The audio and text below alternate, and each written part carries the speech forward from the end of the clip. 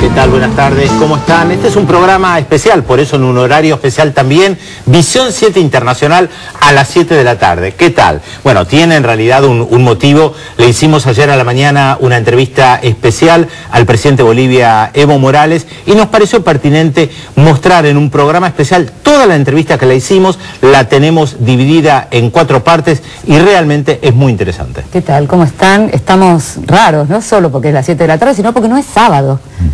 Y también estuvimos el domingo con un montón de gente en la Feria del Libro, que nos fue muy bien, pero a mucha gente no le fue tan bien porque lamentablemente no pudo entrar, la sala quedó chica. Prometemos que el año que viene la sala va a ser realmente más grande para recibirlos a todos. Y decía Pedro, Raúl, estuvimos con Evo Morales ayer, muy temprano estuvimos con Evo Morales. Sí, muy temprano, como es habitual, ¿no? La costumbre del presidente de Bolivia, empezar muy temprano la jornada de trabajo. En este caso nos tocó arrancar, obviamente, antes que él viajara a La Plata para todos los eventos que tenía previsto allá, en la Municipalidad de La Plata, posteriormente en la Universidad Nacional de La Plata, así que arrancamos muy tempranito y con un clima muy particular, ¿no? Mucha calidez, nos encontramos con un clima de confianza que se generó rápidamente. Ojalá esto se pueda transmitir en la entrevista que vamos a disfrutar juntos. Un presidente Evo Morales sereno, ¿no? Porque hablaba con mucha tranquilidad, se lo veía realmente relajado, mucho más despierto que nosotros, por otra parte. 6:30 de la mañana, le decimos a los televidentes.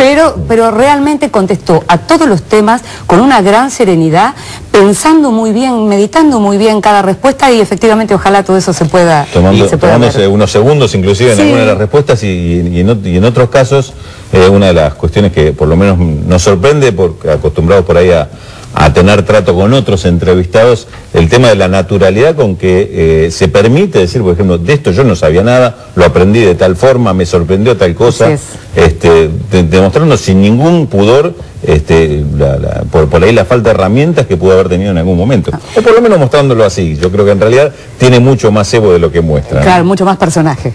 Sí, mucho más personaje y yo creo que, a ver, en el sentido... Estamos hablando de una persona de origen indígena, podemos decirlo en ese término, una persona mucho más sabia de lo que demuestra, sabio y humilde, esa condición que no suelen ir juntos. Y que sí se encuentra en el presidente de Bolivia, ¿no? Además, la única entrevista a la televisión que dio en la Argentina en esta visita, y ojalá muchos presidentes se presten a esto, ¿no? A un diálogo franco, abierto, sin condicionamiento, de este tema no hablo, del otro, absolutamente, no nos dijo absolutamente nada. Efectivamente hay varios presidentes en Latinoamérica a los que se hace difícil entrevistar, se hace difícil leer entrevistas a ellos. Y Evo Morales es una persona que suele dar entrevistas con condiciones extrañas, como esta que le comentábamos nosotros, de estar ayer muy tempranito con él. Queremos empezar a ver un poquito de todo lo que estuvimos conversando ayer por la mañana. Si les parece, podemos empezar con la primera parte.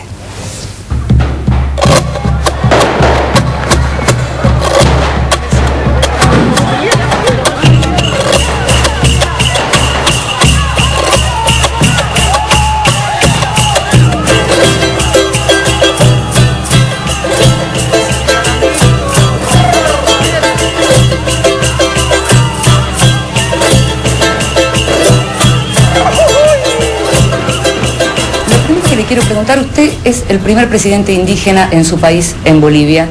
En este momento en Estados Unidos, por primera vez, hay un presidente miembro de la comunidad negra. ¿Usted cree que eso puede significar un acercamiento entre Bolivia y Estados Unidos, sobre todo después de las diferencias que hubo en los últimos tiempos? Es una sorpresa para América que los sectores más vilipendiados en la historia de América podamos ser presidentes. Yo siento que, como con el señor Obama, debe cambiar, aunque me ha sorprendido, y todos comentaban en la cumbre de Trinidad y Tobago, que un presidente de Estados Unidos haya escuchado a todos los presidentes. Nos hemos escuchado todos. Pero no es que yo sepa, en algunas cumbres jefe de Estado, donde estaba el presidente de Estados Unidos, llegaba, exponía, se iba y nunca nos escuchaba. Siento que es el primer paso importante que pueda ver entendimiento entre el presidente del gobierno de Estados Unidos con Latinoamérica en su conjunto. Segundo, algunos mensajes que lanzó el señor Obama son parte de nuestro programa, por ejemplo, el respeto mutuo, relación del respeto mutuo, el tema cambio, pero además de eso decía que no puede haber socios mayores ni socios menores, pero de los dichos a los hechos está mucho. Quisiéramos que este mensaje se convierta en una realidad, en un hecho en Latinoamérica. Sé que es un proceso, es difícil fácilmente transformar nuestros países cuando hay grupos de opositores que no quieren perder sus privilegios económicos, políticos. Por tanto, será toda una tarea que implementar este mensaje del presidente Obama. Lo cierto es también hay una esperanza para que las relaciones sean de comercio, diplomáticos, puedan mejorar con Estados Unidos. Nosotros venimos de una cultura del diálogo. El diálogo es más importante, por tanto las relaciones, y tenemos derecho a hacer o establecer relaciones con todo el mundo. Nadie nos puede vetar. Aunque las primeras visitas que recibí de algunos funcionarios de Estados Unidos, algunos parlamentarios de Estados Unidos en la administración del presidente Bush, decían, no puedes tener contacto con Irán. Y dije, tengo derecho a tener relaciones con quien sea, con Fidel, con Chávez, y eso nadie me va a privar. En las últimas visitas ya decían, no, tienes derecho a tener relaciones con todo el mundo, y aceptó poco a poco. Yo siempre voy a comentar algunos mensajes del Banco Mundial, del Fondo Monetario Internacional, pero el gobierno boliviano va a hacer todos los esfuerzos de tener buenas relaciones con todo el mundo. Presidente, usted justamente mencionó a la oposición interna en Bolivia. La semana pasada, hace 10 días, su gobierno desbarató a un grupo muy confuso que parece que tenía la intención de atentar en contra de su persona, del vicepresidente Álvaro García Linera. ¿Nos puede explicar un poco de qué se trató eso? A ver, no es la primera vez. El año pasado encontramos 2 jovenzuelos armados cerca del aeropuerto de Trompillo, y de acuerdo a la información de inteligencia eran personas que estaban detrás de mi persona, inclusive información bajo una investigación habían decidido instalarse en el Cine Center, que está al frente del aeropuerto, y prepararse para atentar contra la vida. Detenemos el centro de la justicia, pero la justicia, como siempre en Santa Cruz, lo liberó. El segundo, también el año pasado, en un barrio encontramos cantidad de armamento, y según expertos sobre armas, decía que esas armas, esas bombas, además de eso, podían volar cualquier tanque del ejército. Y la justicia desde La Paz trató de llevar a La Paz a los detenidos con ese armamento, con esos explosivos, pero la justicia cruceña se paró en el aeropuerto, no dejó llevar, y no hay ni un procesado, ni de los 2 jóvenes, ni de este armamento que encontró la Policía Nacional. Había muchos comentarios e informaciones. Usted sabe que nosotros hicimos por la campaña para que el lago Titicaca ganara ser las primeras maravillas del mundo, pues una sesión de un gabinete ampliado. Viajamos desde el estrecho de Tiquina hacia Isla del Sol. Y este viaje, esta reunión ampliada del gabinete, reunión ampliada del gabinete, estaban ministros y viceministros, y los presidentes ejecutivos de las empresas del Estado, las descentralizadas, todos. Y dicen, ahí estaban todos.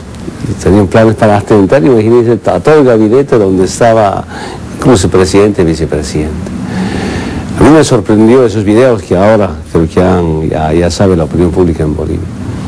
Es como un grupo que viene al exterior, falta saber quiénes contratan, quiénes financian. Estamos detrás de eso, es obligación del Estado boliviano saber exactamente quiénes financian. Muy grave, por cierto, planificando atentados contra la vida del presidente.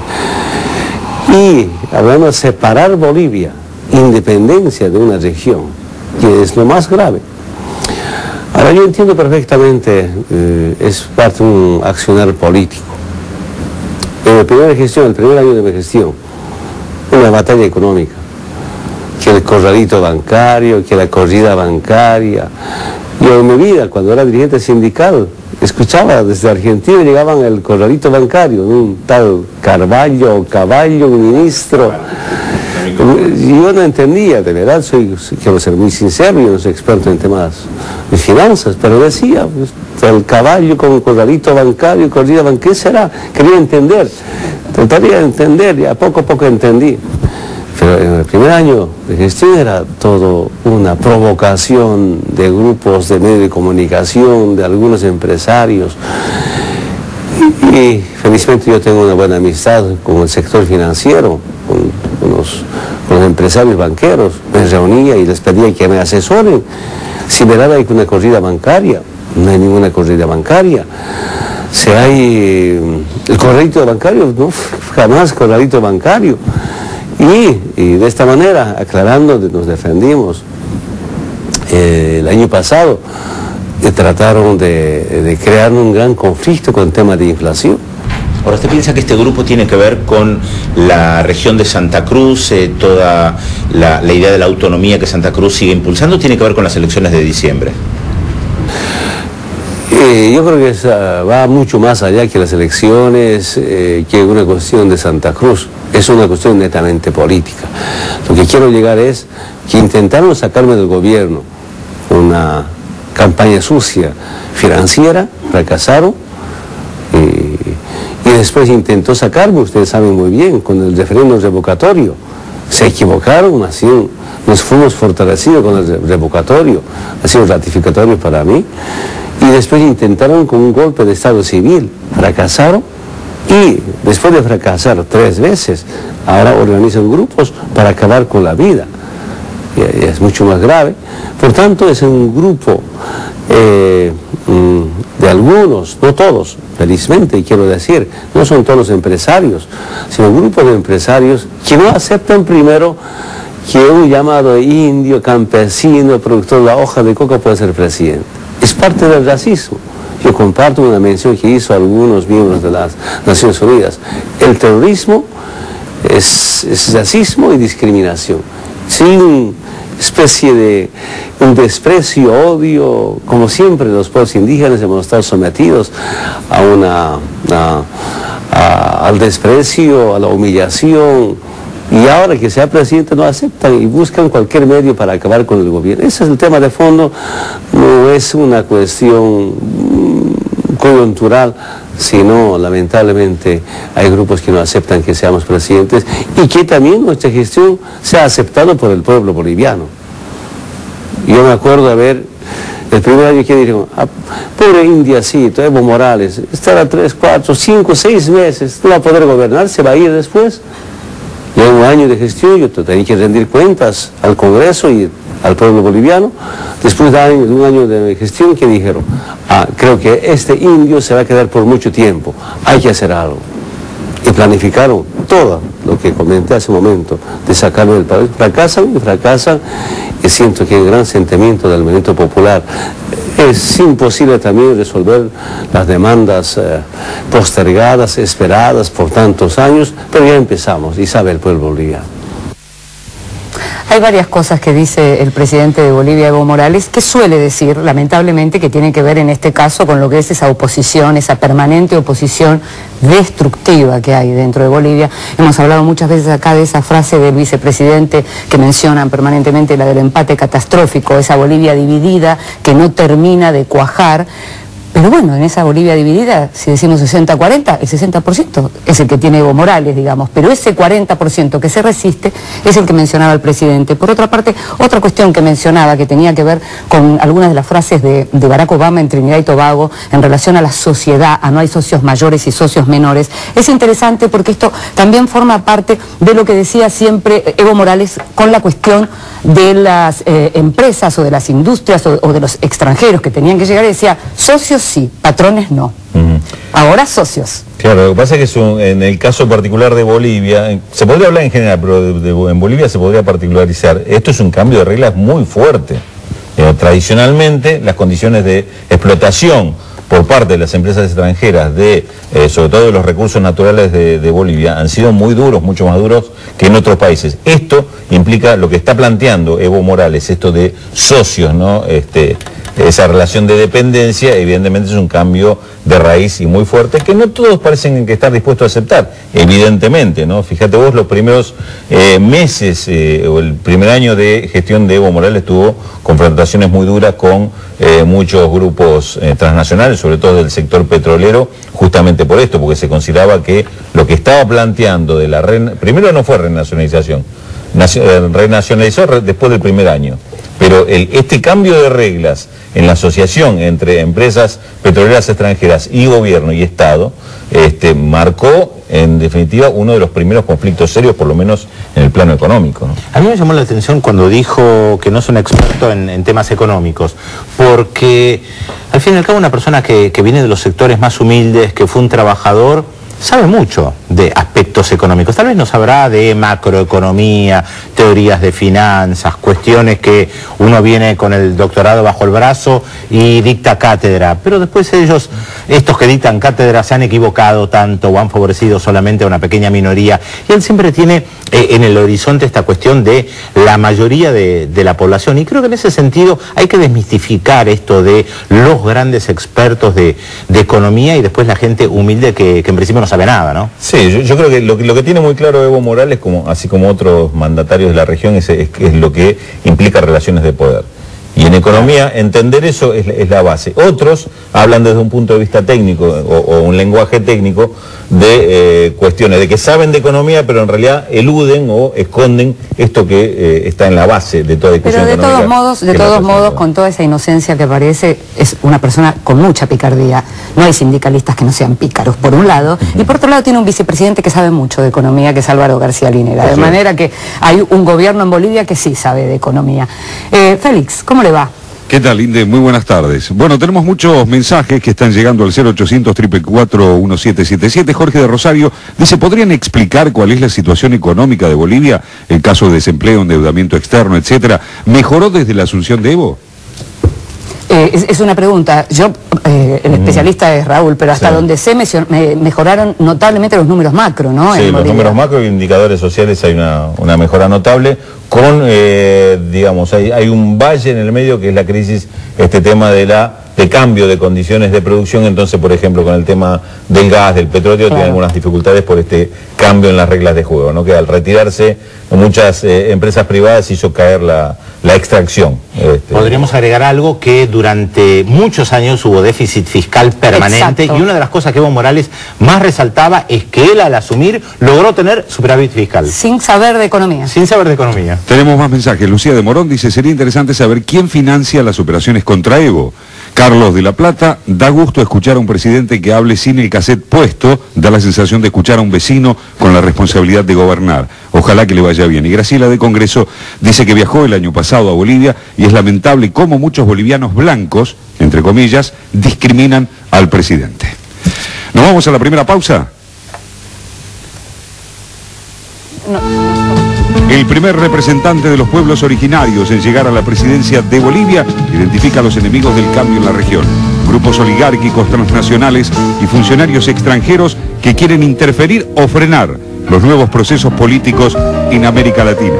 Después de la pausa, en Visión 7 Internacional, por la televisión pública, para entender por qué el mundo gira al revés.